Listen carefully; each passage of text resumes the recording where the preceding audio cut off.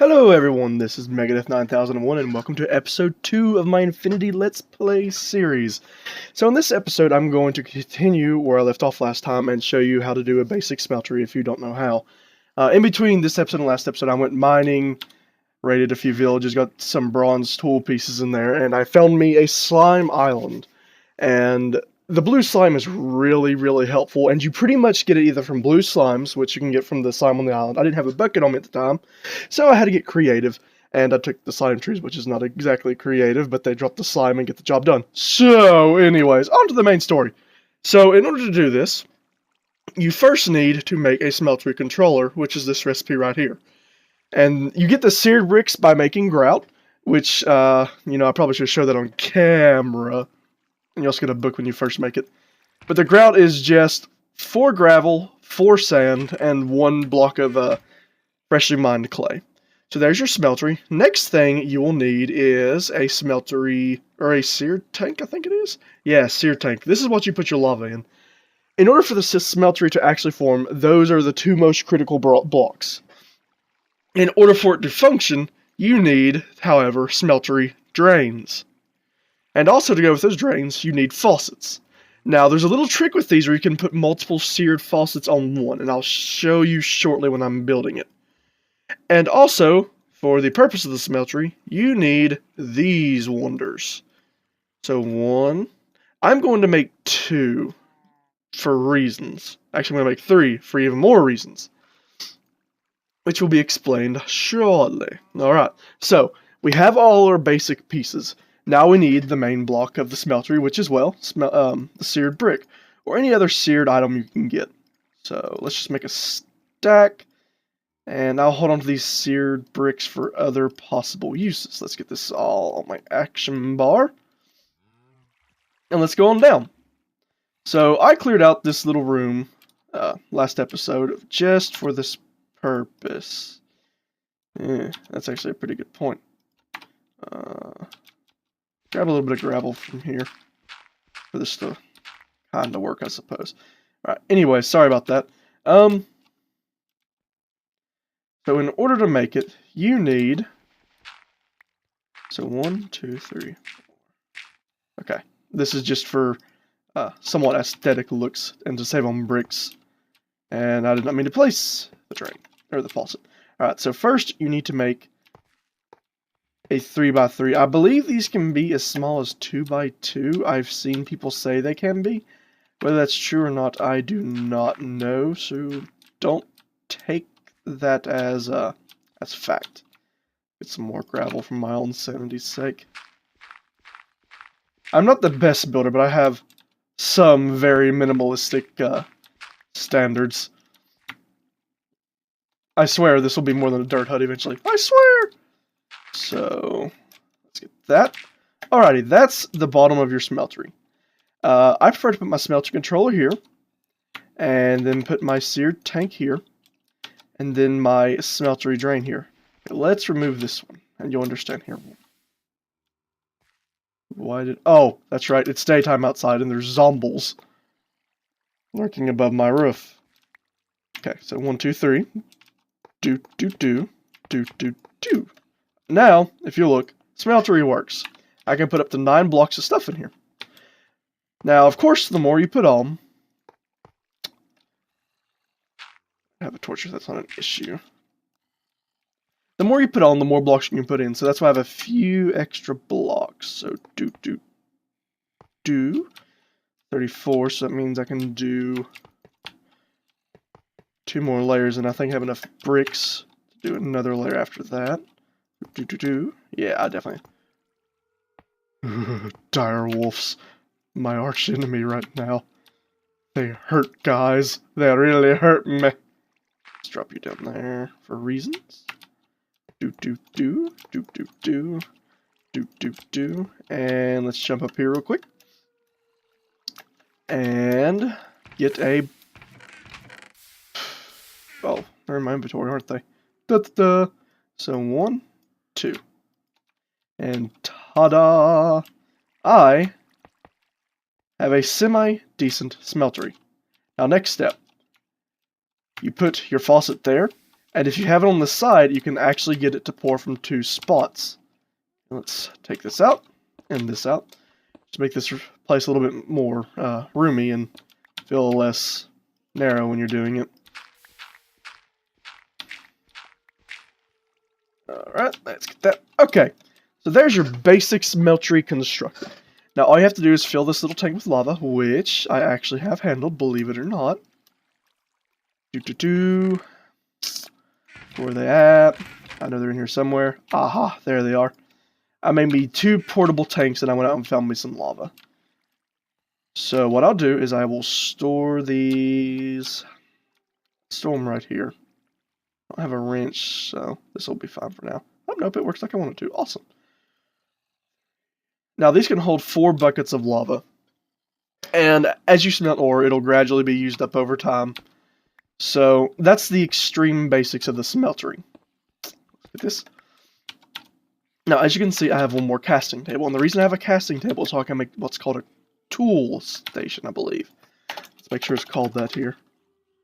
Tool forge. I lied again. Forgive me.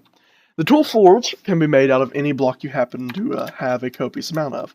In this scenario, I, due to my particularly decent luck when it came to foraging, have a fair amount of aluminium. Or aluminum. Don't judge me. I'll pronounce it however. Oh, crap. Let's take that. Aluminum. And also to make my life just a little bit less painful, I am going to make, let's see here, a hopper. How's that not working? Okay, fine. Don't work. I see how it is. Make me look like a fool, will you? Anyways, I'm going to make a hopper and a chest. So, Okay. Now, long story short, what you can do is be lazy. Slap that to the smeltery, control, and you can have it automatically input ores for you. Very, very handy. Alright then. There's that done. Also, before I take a quick break here to go and get some of the ores I've mined smelted up, before you get that made, a really awesome thing you can make is called the grindstone. It's from Applied Energistics. I don't have the actual materials, but I'll use some demonstration materials. It would be 3 smooth stone. Just work with me here. This isn't the actual recipe, but I promise you. You know what? I can look it up in any or whatever it's called nowadays. Let's see here.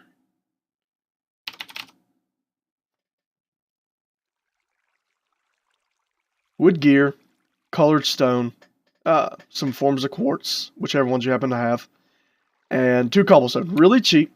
And then you make the handles like so. And let's put the sticks back in there. I already have a handle on it. Then what you can do, fell it's showing what you can do with it. Put the item in there. And with a relatively high chance, it's not always guaranteed. You start right-clicking on your wooden crank, which was the second recipe I made. It'll stop. Okay, so this time I only got 1. I think it's a 90% chance you'll get a second dust. And that's how I like to start out before I get my smeltery up, so I can still double every ore. I like being able to double everything. Double all the things. So, that's just that story. Anyways, I will be right back. I'm going to get me some ores and some of the basic things made. On that same note, I need to clear this before I pause the video, so I can still click on my smeltery. See how things are going in it. Clear this. This will work, actually. Plenty of aluminum. Holy cow, that is a lot of aluminium. Anyways, I will be right back after I make some smelted ore. Alright guys, I'm back real quick to show that before I start smelting some ores, I did some other simple automation. Basically, I made 2 ingot casts, which is where you drop an ingot in, and you use aluminum brass. Aluminum brass is made by mixing copper and aluminum. Let's see if I can do the recipe from here. No. So I will simply do aluminum and rest. and recipe. No, that's not what I'm looking for. There we go. It's basically a 3-to-1 rate, or a 4-to-1 ratio. Wait, is that 4? No, that's 3-to-1. It's 3-to-1. 3 aluminum ingots to 1 copper ingot will net you 4 aluminum ingots. So that's how you made those.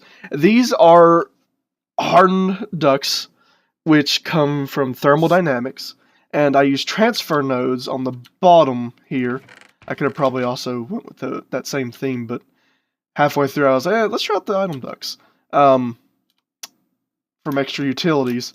And now, if you put the ingot in there yourself, it will pour it. It'll let you pour the caster around it before the node actually takes it. So that's kindly helpful. But what happens is it'll automatically take your ingots for you, so you can cast them, step away, and forget it. This would also work with the casting basin as well, which is this the same pattern as a table but flipped upside down. The casting basin does a full block at a time, so that's why I'm a little bit hesitant to use it. All in all, that pretty much sums up how to quickly automate your smeltery. So, again, I'll be right back. I'm going to get some more smelted up, and we will move on to our next project. Alright, guys, I am back. I am still processing a lot of stuff. As you can see, I still have 124 iron ingots to pour out, 142 copper. The bronze is there cause of items I found that I didn't use in villages. And so that's still going on. Meanwhile, I want to show you the next part of how we're going to approach Tinker's Construct. So there's a wonderful item called the igneous extruder. And I'll explain why it's wonderful. And that is simply because you can make obsidian with it, which means you don't need diamonds, which means you don't have to go, oh, where are the diamonds? I don't see the diamonds. Okay, I know it's not that bad, but I've had some pretty awful luck. I made about 3 trips down off camera in between this episode and the previous episode, and I did not find a single one. Because even then, you can just attach a diamond to any tinkerer's pick and gain the ability to mine obsidian. So it was very, very disappointing, but this magical item allowed me to overcome that. It is simply machine frame, 2 glass, piston, pneumatic servo, and 2 copper gears. To make the machine frame, you need a tin gear, some iron ingots, some glass, and ta-da! That is a basic machine frame. Then we put it back together like so, and ta-da! We have an igneous extruder. Where do I want to place this bad boy at? I think it's a good... You know what? Farewell, gravel. I don't like you anyways. That's right, I said I don't like you. Deal with me, gravel. Deal with me. Anyways, no, I have that. Let's remove that. I'll place it somewhere else. So in order to do this, first you of course need lava. So 1, 2, 3, 4. Then 1, 2, 3, 4. Now since I didn't change it, it's going to be very lame. And what happens when you go to make the obsidian, it'll use up both a bucket of lava and a bucket of water. So initially you do kind of have to sit here and quote-unquote baby it, adding some water to it every so often, make sure you don't murder yourself with lava. You know, just the simple things in life. But this will give me a few free obsidian, which I actually really need for the next part of Tinker's. Let's see here. I will do one more, and then that should be all I need for now, I hope. I really, really hope. I guess I could probably set that on top, not think about it. Oh well, hindsight's 20/20, as the old saying goes.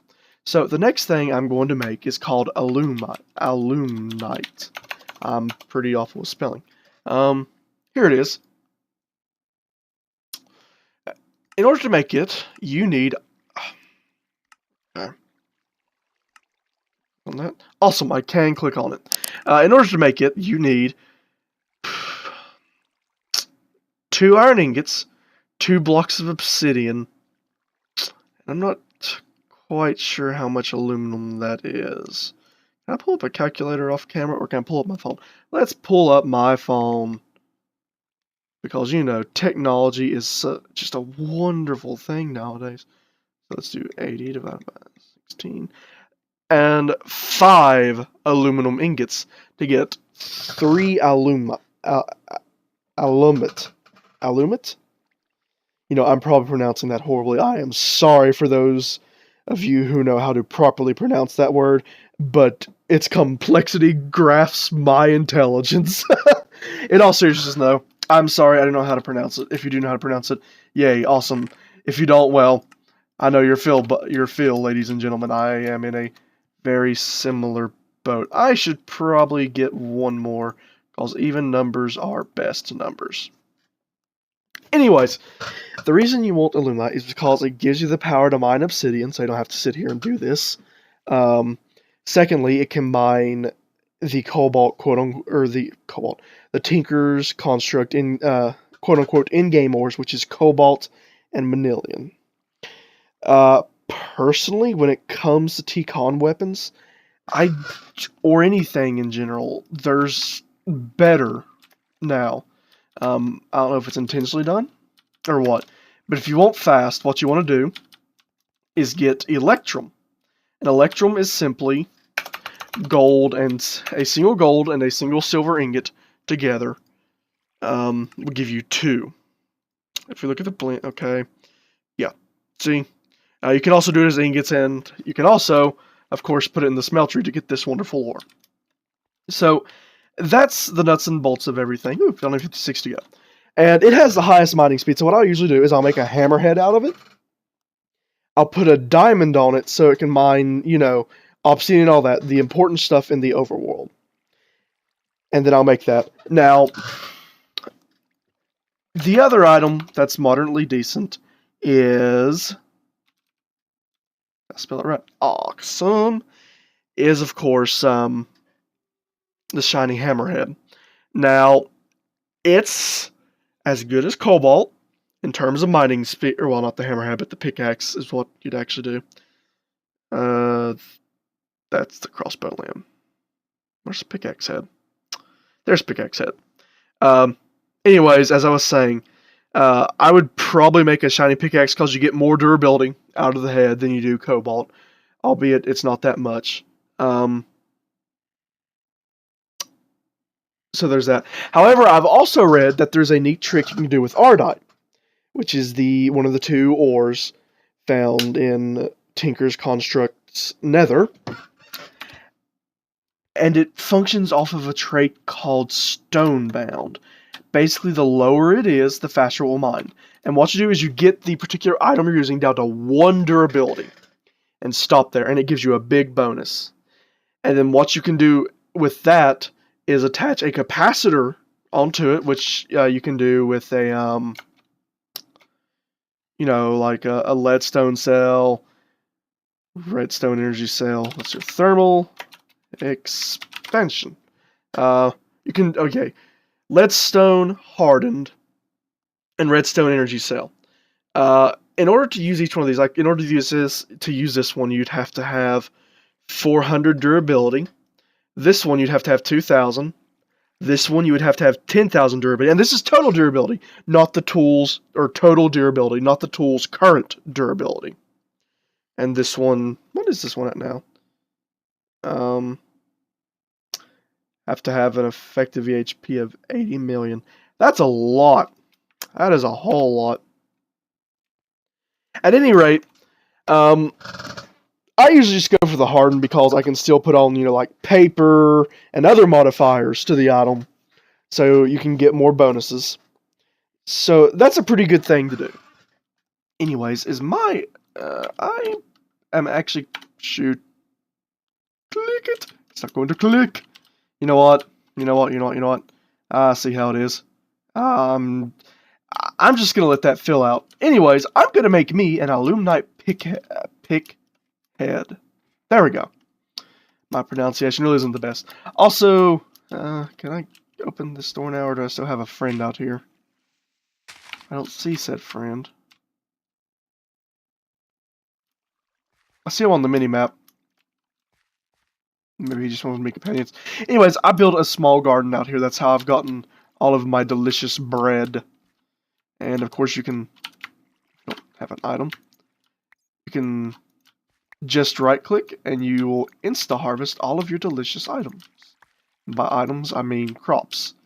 This is cotton because I don't feel like dealing with sheep yet, and it's so much easier just to, you know, right-click than have to feed sheep, at least in my opinion it is. We all have varying degrees of lazy. But this is how I've been feeding myself so I don't die of starvation. So, that's pretty much something else that happened in between this episode and the next. I think what we're going to do in the next episode is get a proper house. That'd be nice, wouldn't it? To not be in this mildly claustrophobic area. Aha, there's my stone hoe. So that'll probably be the goal for the next episode. How strange. I guess that's where it snowed. That's actually why I have flowing water so I don't freeze over. 1, 2, 3, 4. Oh, I actually have more than enough to do this. And wheat successfully placed. I don't really need these. Actually, I'll keep them for reasons. Very, very, very important reasons. Let's see here. Okay, there's that. I would like to get an actual house, though. I don't think I'll move my Tinker's Construct Smeltery. I will pretty it up down here because this is actually pretty awful on the eyes, I'm sure, to most of you. Oh no, is it doing copper? I hope it's not. I don't hope it doesn't have copper in there yet. Okay, good, it doesn't. It doesn't.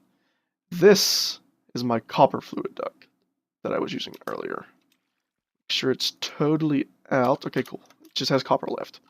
So, gonna let this run out.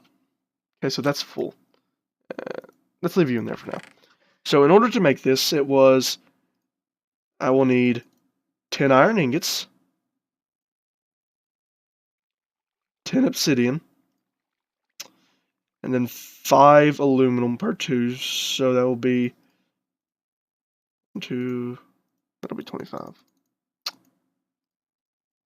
I can count.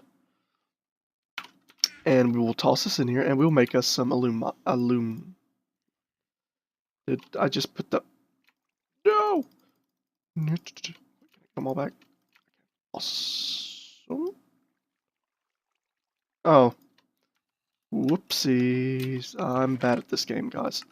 Anyways, yeah, this is pretty much what I've been doing for the large majority of this episode, and prep time before this episode, is to make sure I can get this smeltery up and running. I made these... you know what they are, but you need to make sure you have hardened, because I'm not sure if the liquids have a temperature. Otherwise, something happens. I don't know what it is. I prefer not to find out. So, and you could probably also use the liquid transfer nodes up there, but I'm not entirely sure how it would work out. I'm not too familiar with these. I've only used them in the basic setups. But no, in between this episode and the next episode, my goal is to get a nice area leveled out. And, okay, hold on. Let's see if I die real quick before this episode's in. While I rush over to my death, we'll continue what I'm saying. Get a nice area leveled out. And we will build a house together and maybe get some... Where's he at? I hear him. I see you, buddy. Go away. No. Cool. Where's he at? I see him over here. Okay. Oh, God, lag. Over here. I see him. His Ender Pearl will be mine. Go away. What the? Why does he have a creeper head? Oh, I know he has a creeper head. Sweet baby zombies.